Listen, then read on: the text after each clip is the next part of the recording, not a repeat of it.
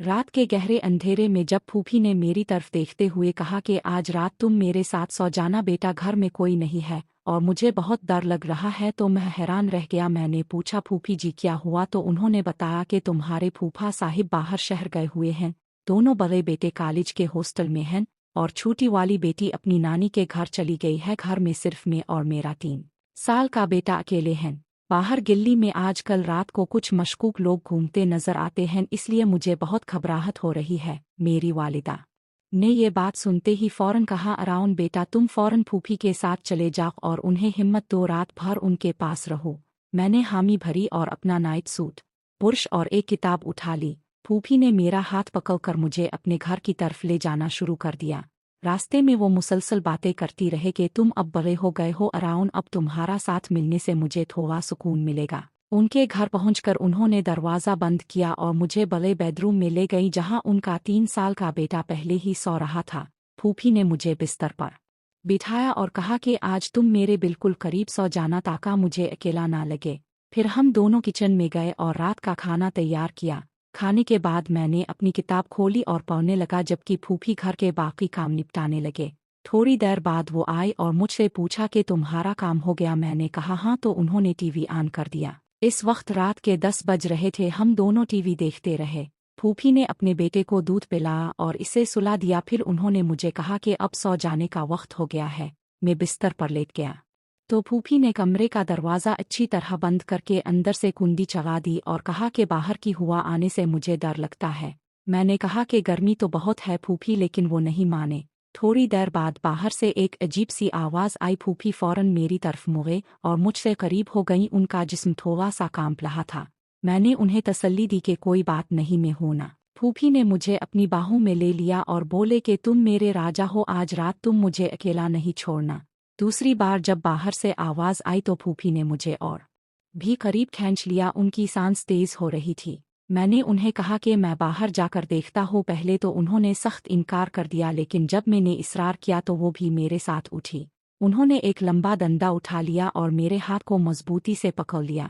हम दोनों ने दरवाज़ा खोला तो बाहर सहन में एक बली बैठी थी जो हमें देखकर भाग गई। हम दोनों हंस पड़े। फूफी की थोड़ी हिम्मत बढ़ी, लेकिन अब भी वो मेरे करीब ही रहना चाहती थी। वापस कमरे में आकर हम दोनों बिस्तर पर लेट गए। गर्मी की वजह से मुझे पसीना आ रहा था। मैंने कहा कि फूफी अब तो कोई डर नहीं, दरवाज़ा खोल कर सो जाए, लेकिन उन्होंने इनकार कर दिया और बोले कि नहीं बेटा, रात भर बंद रखूगी। फिर उन्होंने उठकर एक पुतली चादर निकाली और मुझे दी कि इसे लपेट कर सो जा, गर्मी कम हो जाएगी। मैंने चादर लपेटी तो फूफी कहने लगे कि मैं भी नहा कर आती हूँ। थोड़ी देर बाद जब वो नहाकर वापस आए तो उनके गीले बालों से पानी टपक रहा था। फूफी बिस्तर पर आकर लेटे तो अपने बेटे को एक तरफ कर दिया और मुझे दूसरी तरफ लेटने को कहा। खुद वो बिल्कुल बीच में सीधी लेट गई।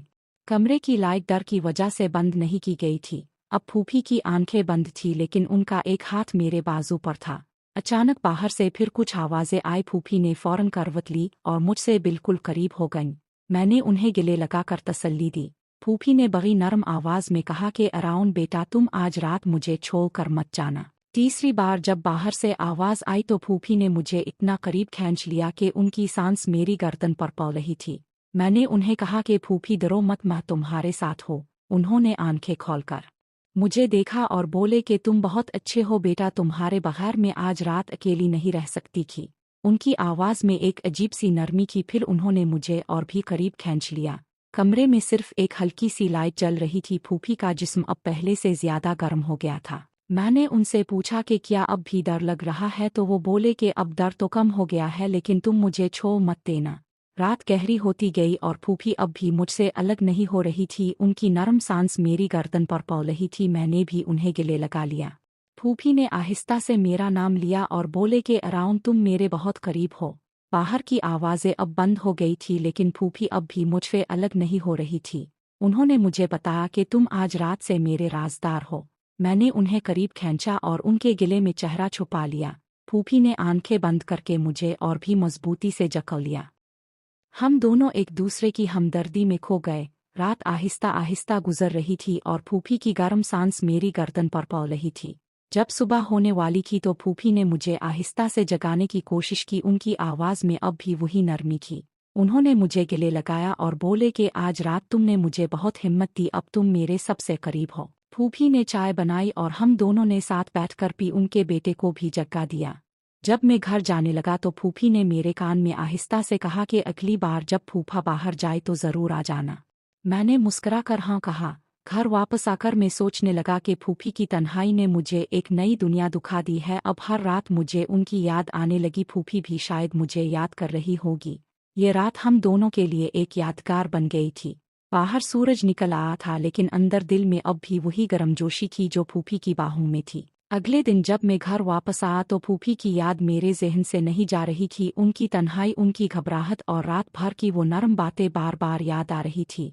मैं सोचता रहा कि शायद फूफी को वाकई बहुत अकेला महसूस हो रहा था। फूफा साहिब की गैर मौजूदगी में घर का माहौल उनके लिए बहुत बोझल हो गया था। शाम को जब मैंने फूफी को फ़ोन किया तो उनकी आवाज़ में अब भी वही नरमी थी। उन्होंने पूछा, अराउन बेटा तुम ठीक तो हो? रात की बात याद आ रही है? मैंने कहा, जी फूफी मुझे भी याद आ रही है। अब कैसी हैं? तो उन्होंने आहिस्ता से कहा, अब थोड़ा सुकून है, लेकिन जब तुम नहीं होते तो फिर वही घबराहट शुरू हो जाती है। अगले चंद दिनों में फूफी ने कई बार मुझे घर आने को कहा, कभी चाय पीने के बहाने तो कभी बेटे के साथ खेलने के लिए। मैं जब भी जाता तो वो मुझे बहुत प्यार से गले लगाती और कहती कि तुम आ गए तो जैसे घर में रोशनी आ गई। एक बार जब फूफा साहिब फिर बाहर शहर जाने लगे तो फूफी ने मुझसे फ़ोन पर कहा कि अराउन इस बार भी तुम रात को मेरे पास रहना, मैं अकेली बहुत पड़ जाती हूँ। मैंने हामी भरी और शाम को उनके घर पहुँच गया। फूफी ने मुझे देखते ही मुस्कुराकर गले लगा लिया और बोले कि तुम आ गए तो मेरा दिल बहुत मुतमईन हो गया। इस रात भी वही मामूल हुआ। हमने खाना खाया, टीवी देखा, फूफी ने अपने बेटे को सुला दिया और फिर हम दोनों बिस्तर पर लेट गए। फूफी ने दरवाज़ा फिर बंद कर दिया और कहा कि बाहर की आवाज़ों से अब भी मुझे डर लगता है। रात के 12 बजे के करीब बाहर से कुछ आवाज़ें आई तो फूफी फ़ौरन मेरे करीब हो गई। उनका हाथ मेरे बाजू पर था और वो आहिस्ता आहिस्ता मुझसे चिमटी जा रही थी। मैंने उन्हें तसल्ली दी कि कोई बात नहीं फूफी, मैं तुम्हारे साथ हूँ। उन्होंने नर्म आवाज़ में कहा कि अराउन तुम मेरे लिए बहुत अहम हो गए हो, तुम्हारा साथ मिलने से मुझे बहुत हिम्मत मिलती है। रात आगे बढ़ती गई और फूफी की घबराहट अब भी मौजूद थी। वो बार बार मुझसे करीब होती और कहती कि तुम मुझे छोड़कर मत जाना। मैंने उनके सर पर हाथ फेरा और कहा कि मैं तो तुम्हारे पास ही हूँ। फूफी ने आंखें बंद करके मुझे और करीब खींच लिया। उनकी सांस अब भी थोड़ी तेज थी, लेकिन मेरे साथ होने की वजह से उनका जिस्म आराम से हो रहा था। हम दोनों देर तक इसी तरह लेटे रहे। फूफी कभी कभी मेरा नाम लेकर बातें करती और कहती कि तुम बड़े हो गए हो अराउन, अब तुम मेरे अच्छे दोस्त बन गए हो। सुबह जब सूरज निकला तो फूफी ने मुझे आहिस्ता से जगाया। उनके चेहरे पर एक मुतमईन सी मुस्कुराहट थी। उन्होंने चाय बनाई और हम दोनों ने बालकोनी में बैठकर पी। फूफी ने कहा कि तुम्हारी वजह से अब मुझे रातों का डर कम हो गया है। जब भी तुम आ जाते हो तो घर में एक अलग सी रौनक आ जाती है। इसके बाद से फूफी की तन्हाई के दिनों में मैं बाकायदगी से उनके घर जाने लगा, कभी रात को तो कभी शाम को। हर बार वो मुझे देखकर खुश होती और कहती कि तुम मेरे राजा हो, तुम्हारा आना मेरे लिए बहुत अहम है।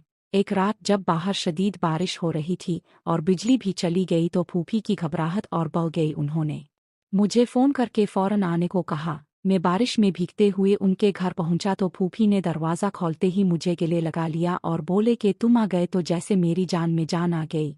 इस रात हम दोनों एक ही बिस्तर पर लेटे रहे। फूफी ने कहा कि अंधेरे में मुझे बहुत डर लगता है, तुम करीब रहो तो अच्छा लगता है। बाहर बिजली की कड़क और बारिश की आवाज़ के बावजूद फूफी मेरे करीब रहकर तसल्ली पा रही थी। उन्होंने आहिस्ता से कहा कि अराउन तुमने मेरी ज़िंदगी में बहुत बड़ा फ़र्क डाल दिया है। तुम्हारे बगैर अब मुझे लगता है कि मैं अकेली नहीं रह सकती। रात भर हम बातें करते रहे। फूफी अपनी तन्हाई की बातों को शेयर करती रहे और मैं उन्हें सुनता रहा। जब सुबह हुई तो फूफी का चेहरा बहुत मुतमईन था। उन्होंने मुझे गले लगाकर कहा कि तुम मेरे सबसे करीबी शख्स हो गए हो। इसके बाद फूफी और मैं एक दूसरे के बहुत करीब हो गए। वो मुझे अपना राजदार समझने लगे और हर मुश्किल वक्त में मुझे बुलाती। मैं भी उनकी तन्हाई को समझकर उनके पास जाता रहता। ये रिश्ता अब सिर्फ फूफी और भांजे का नहीं बल्कि एक गहरी हमदर्दी और इत्मीनान का रिश्ता बन चुका था। फूफी की आंखों में जब भी मैं आता तो एक खास सी चमक आ जाती। वो कहती कि तुम आ गए तो मेरा दिल बहल जाता है।